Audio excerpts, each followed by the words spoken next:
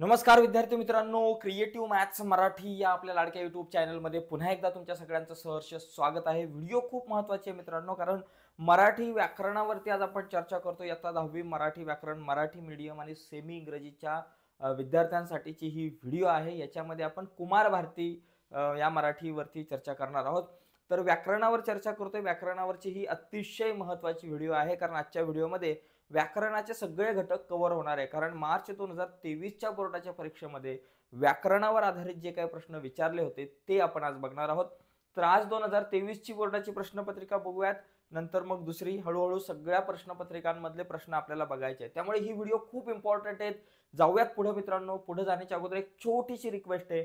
नवीन असाल आपल्या युट्यूब चॅनलवर आणि अजूनपर्यंत आपला चॅनल सबस्क्राईब नसेल केला तर आत्ताच आपला चॅनल सबस्क्राईब करा आणि त्या बाजूला असलेलं बेलचं बटन दाबायला विसरू नका. जाऊयात मित्रांनो पुढे. बघा, या ठिकाणी पहिला जो प्रश्न आपल्याला विचारला गेला होता समास. बघा, पहिला प्रश्न समासावरच विचारला होता. प्रश्न क्रमांक 4 अ आणि आ. बघा, चौथ्यामध्ये अ आणि आ अशा दोन प्रश्न असतात. याच्यामध्ये चौथ्यामध्ये दोन उपप्रश्न असतात आणि त्याच्यामध्ये पण काही उपप्रश्न असतात. तर अ मध्ये आपल्याला जवळपास व्याकरणावर आधारित कृती आहे आणि त्याच्यानंतर आ मध्ये भाषिक घटकावर आधारित कृती असतात. तर व्याकरणावर आधारित कृतीमध्ये समास हा घटक अतिशय महत्वाचा आहे. 100 आणि 101% समास या घटकावरती तुम्हाला प्रश्न विचारला जातो. आणि समास तीनच आहेत आपल्याला: द्विगु समास, त्याचबरोबर द्वंद्व समास आणि कर्मधारय समास. या तीनच समासांचा आपल्याला अभ्यास करायचा आणि यावरच जास्त प्रश्न विचारले जातात. तर याच्यामध्ये बघा, भाजीपाला हा जो आहे हा कुठला समास आहे? तर भाजीपाला जो आहे तो समाहार द्वंद्व समास आहे. द्वंद्व समास आहे म्हणजे भाजीपाला किंवा इतर जे काही आसपास अशा प्रकारचे जे काही असतात शब्द, तर त्याला आपण द्वंद्व समास म्हणतो आणि इथे समाहार द्वंद्व आहे हा. त्याच्यानंतर कमलनयन, कमळासारखे नयन अशा प्रकारचा जो आहे हा, तर त्याला आपण कर्मधारय समास म्हणतो. कर्मधारय समास ज्याच्यामध्ये पहिलं जे आहे ते गुणविशेषण असतं आणि दुसरं जे आहे आपण नाम आहे. तर याच्यामध्ये या ठिकाणी लक्षात घ्या, इथं गुणविशेषण ज्यावेळेस लागत असतं त्यावेळेस आपण म्हणतो की कर्मधारय समास. आणि द्विगु समास म्हणजे काय? ज्यावेळेस त्रिभुवन म्हणजे तीन भुवनांचा समूह, ज्यावेळेस अंक येतो एखादा, पहिलं जे पद आहे त्याच्यामध्ये अंक येतो, तर त्यावेळेस संख्या विशेषण, आपण संख्या येते, संख्या विशेषण असतं पहिलं पद, तर त्यावेळेस आपला तो द्विगु समास होतो. त्याच्यामध्ये आपण म्हणू शकतो आठवडा, 8 वारांचा समूह, सप्तपदी अशा प्रकारचे शब्द येतात. परंतु सध्या भाजीपाला जो आहे तो समाहार तो आहे, कमलनयन जो आहे तो कर्मधारय समास आहे. त्यानंतर पुढचा प्रश्न बघूया. समास या घटकावरती 2 मार्क मित्रांनो तुम्हाला फिक्स 2 पैकी 2 मार्क मिळाले पाहिजे. अशा प्रकारे छोटे छोटे प्रश्न असतात. शब्दसिद्धीमध्ये बघा मित्रांनो काय आहे की शब्दसिद्धीमध्ये प्रत्यय घटित शब्द, उपसर्ग घटित शब्द आणि अभ्यस्त शब्द. प्रत्यय घटित शब्द म्हणजे काय? नंतर येणारा, नंतर प्रत्यय लागतं, आणि उपसर्ग म्हणजे अगोदर. म्हणजे जसं आपल्याकडे विचार आहे, विचारच्या अगोदर समजा आपण इथं सु लावला तर सुविचार होऊन जातो. तर सुविचार लावला म्हणजे हा जो झाला तो उपसर्ग घटित. आणि विचारच्या पुढे विचारसरणी लावला तर विचारसरणी जो आहे, सारणी जो शब्द येईल नंतरचा, त्याला आपण म्हणू शकतो प्रत्यय घटित. म्हणजे अशा प्रकारे या ठिकाणी शब्द तयार होतात. ओके. आणि अभ्यस्त म्हणजे खटपट, पटपट अशा प्रकारे जर शब्द आले तर ते अभ्यस्त शब्द. जसं प्रत्यय घटित, आता या ठिकाणी जर बघितलं दुकान, दुकान नंतर दार. बघा, आपण एक काम करू, भर दिवसा. आता या ठिकाणी दिवस आहे तर दिवसाच्या अगोदर भर लागलाय म्हणजे भर दिवसा, म्हणजे भर दिवसा हा झाला तुमचा उपसर्ग घटित, भर दिवसा. ओके. भर दिवसा हा जो शब्द आहे तो तुमचा उपसर्ग घटित शब्द झाला. लाल लाल, लाल लाल हा अभ्यस्त, लाल आणि लाल लाल हा जो आहे तो तुमचा झाला अभ्यस्त शब्द. त्याच्यानंतर दुकानदार, दुकानच्या नंतर दार लागलाय म्हणजे प्रत्यय लागलाय म्हणून हा दुकानदार, दुकानदार. ओके. त्याच्यानंतर हा खटपट जो आहे तो पण अभ्यस्त शब्द, खटपट हा सुद्धा अभ्यस्त शब्द. तर हे खूप सोपं असतं शब्द ओळखणं, प्रत्यय घटित, उपसर्ग घटित, अभ्यस्त शब्द ओळखणं खूप सोपं असतं. आणि हे मार्क आपल्या हातातले आहेत, तर हे मार्क आपल्याला अजिबात सोडायचे नाहीयेत. जर आपण लाईट लावत तर हे प्रत्येक मार्क आपल्यासाठी खूप इम्पॉर्टंट आहे बोर्डाच्या परीक्षेच्या अनुषंगाने.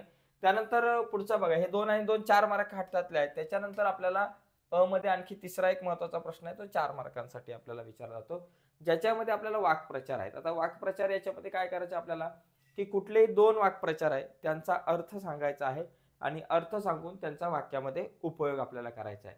बघा, या ठिकाणी बघा, खालीलपैकी कोणत्याही 2 वाक्प्रचारांचा अर्थ सांगून वाक्यात उपयोग करा.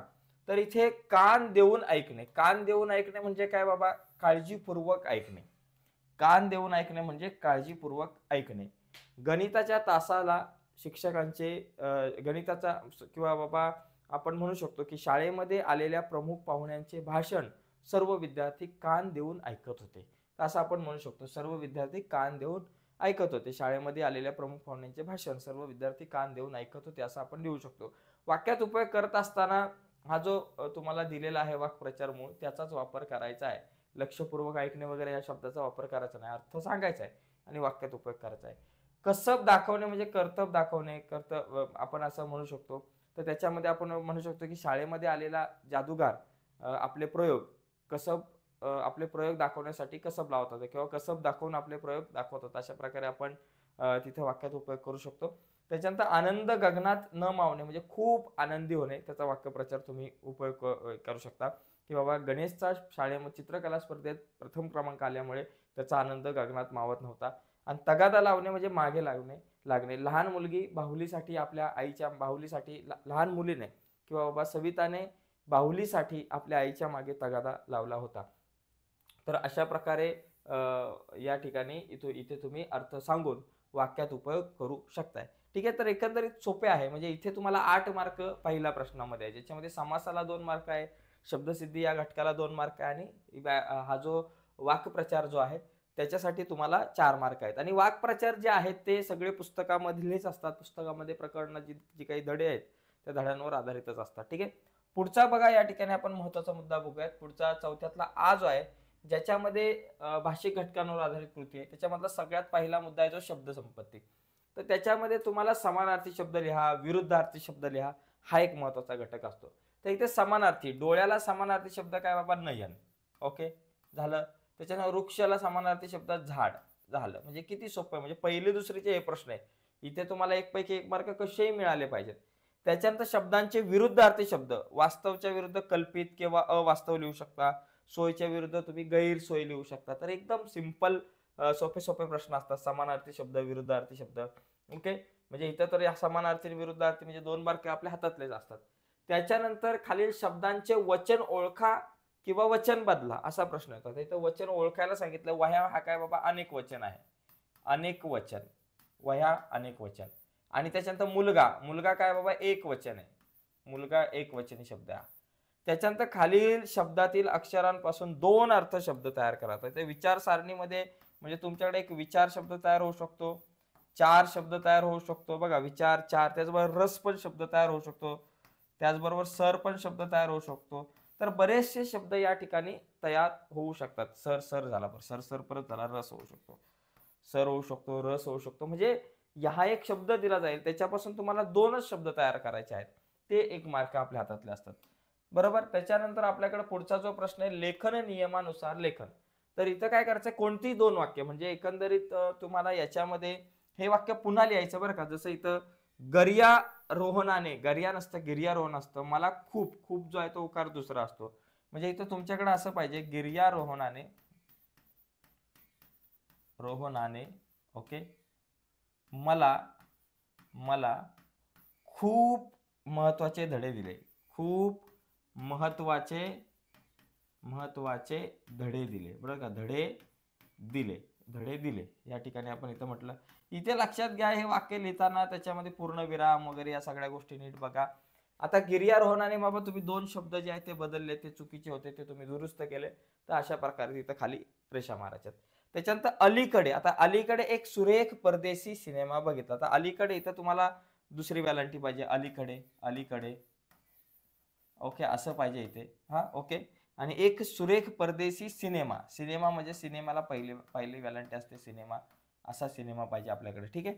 त्याच्यानंतर तिचं अवसान इथं पहिली वेलांटी पाहिजे. पाहून त्यानं दीपाली अशी पाहिजे, दीपालीला. ओके, दीपालीला असं या ठिकाणी आपण लिहिलं पाहिजे.